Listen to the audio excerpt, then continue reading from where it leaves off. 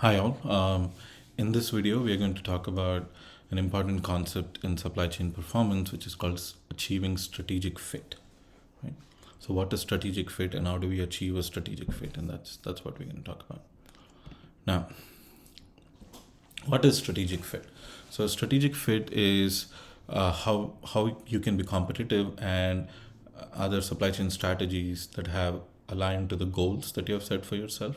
So, a company may fail because of lack of strategic fit or because its processes and resources do not provide the capabilities to execute the desired strategy. So, remember that in the previous video we talked about the different phases of supply chain.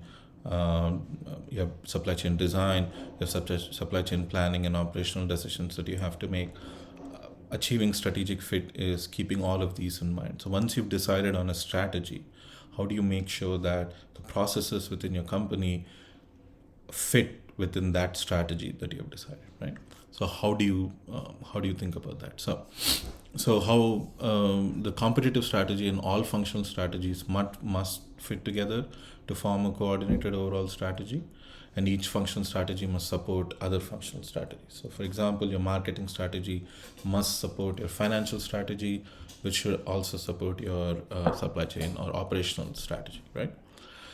Now, the different functions in a company must appropriately structure their processes to to execute the overall strategy correctly. And finally, the design of the overall supply chain and role of each stage must be aligned to support the supply chain strategy. So, how is this strategic fit achieved? So, there are three phases. One is understanding the customer and supply chain uncertainty. And the second one is understanding the capabilities of a supply chain. And the third stage is to create a strategic fit once you understand these two. So what we'll do is we'll go through steps 1 and 2, and then we'll talk about how you can achieve a strategic fit. So let's first talk about uncertainty, right?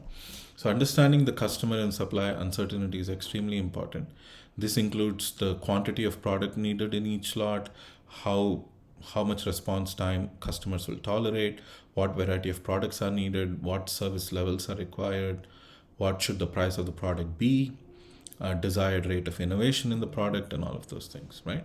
So these are all important things that we need to understand. These are the uncertainties that come from the customer and supply chain side. So two important kinds of uncertainty we'll talk about. One is demand uncertainty. So uncertainty of customer demand is obviously something that everybody can relate to. And then of course you have implied demand uncertainty, which is uncertainty resulting from for the supply chain, given the portion of demand the supply chain must handle and the attributes that the customer desires. So some are direct uncertainties, and then you have implied demand uncertainty. We'll talk more about that in a second. So here are examples of customer needs which causes implied demand uncertainty. So range of quantity required increases. So for example, some of your customers are buying very few items, some of your customers are buying a lot of items, so there's a much wider range. So this increases because of a wider range of quantity. This increases the variance in demand. Because variance in demand increases, your implied demand uncertainty also goes up. So similarly, there are all of these other things. So your lead time could increase, the variety of products increase. So it is important to understand what a customer want, what they will tolerate before you design a supply chain, right? So implied uncertainty and other attributes. So product with uncertain demand are often less mature and have less direct competition. This is something to keep in mind because demand is usually uncertain at the beginning of the life cycle of a product. So if it is a new product, it is unlikely that there will be a lot of competition, but still the demand is uncertain because you don't know if your customers will buy your product, right? Your margins tend to be high. And forecasting is more accurate when demand has less uncertainty in it.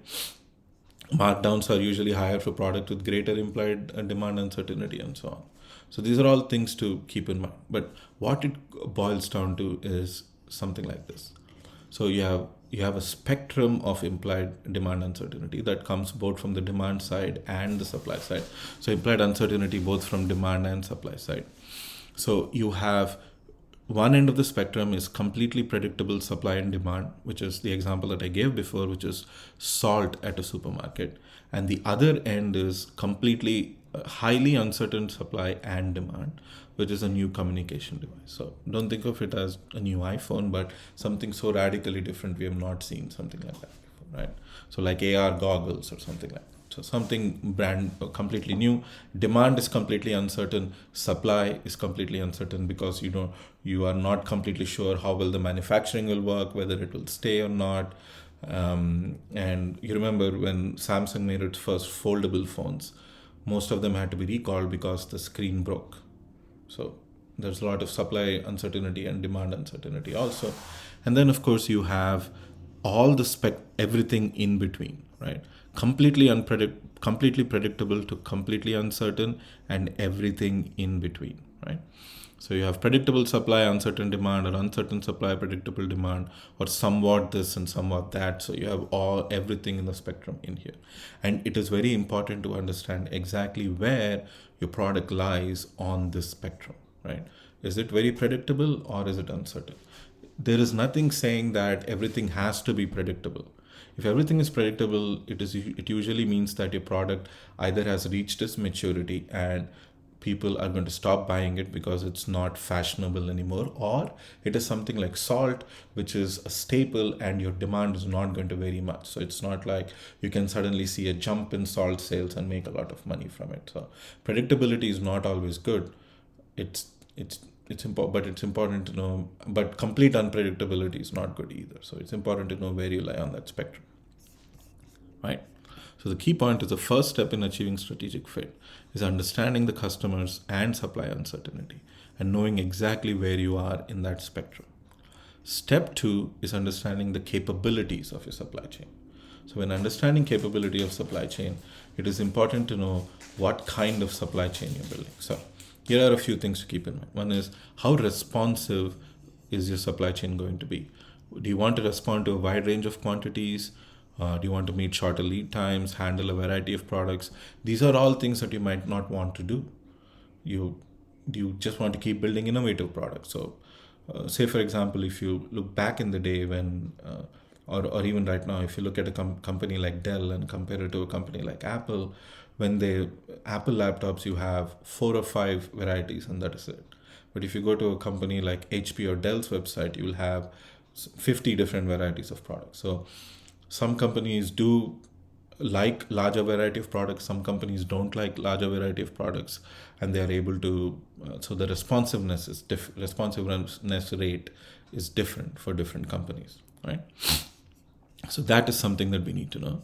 So but you have to realize that responsiveness comes at a cost.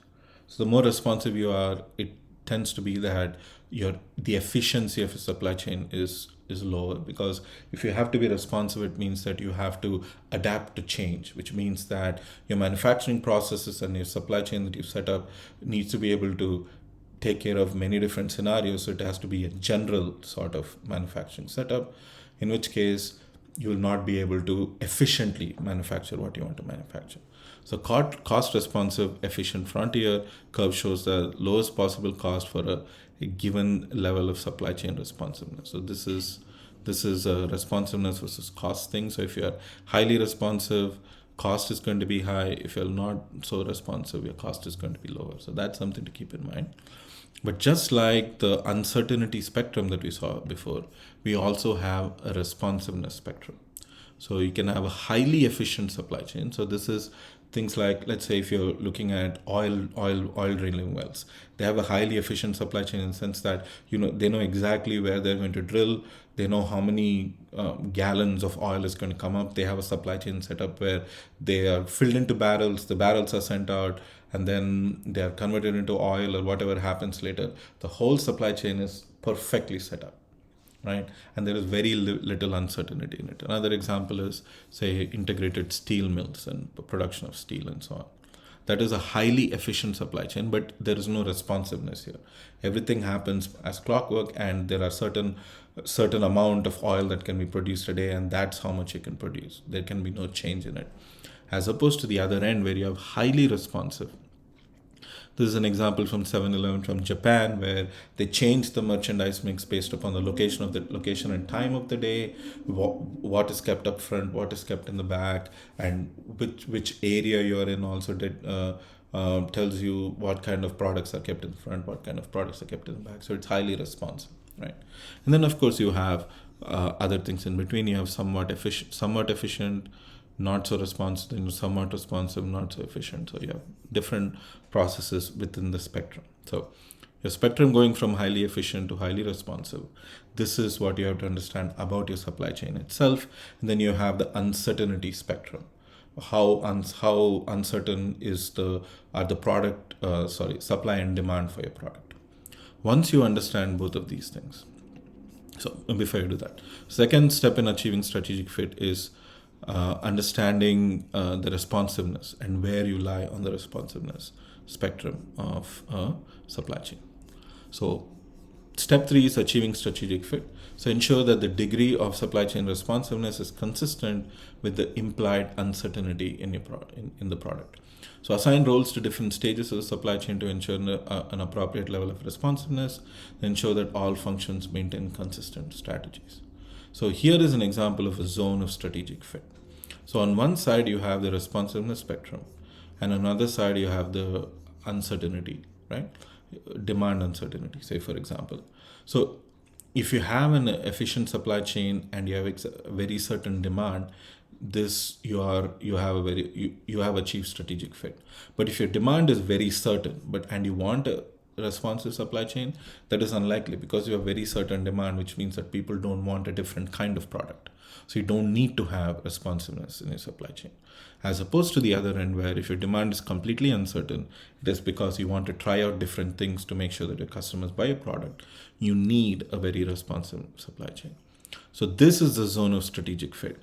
Based upon where you lie on the responsiveness spectrum and on the uncertainty spectrum, you can figure out whether your supply chain lies within the zone of strategic fit. If it does, it's great. Otherwise, you might have to either reconfigure your supply chain or build more certainty into your product. Right? This is the ideas about achieving strategic fit. So the final step is to match the supply chain responsiveness with the uncertainty, and then achieve strategic fit, right?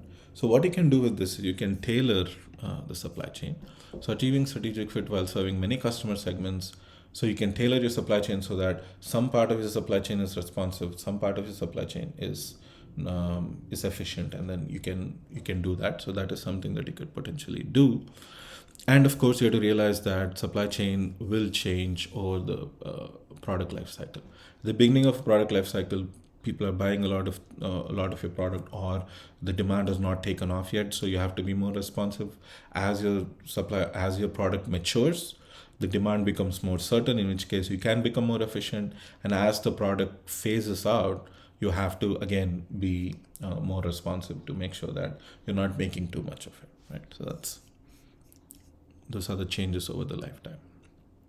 So that is what strategic fit is, and how important it is to achieve strategic fit, right? So this is most likely going to be the last video in this initial series of videos. We'll talk more about supply chains in other videos that are forthcoming, right? Take care.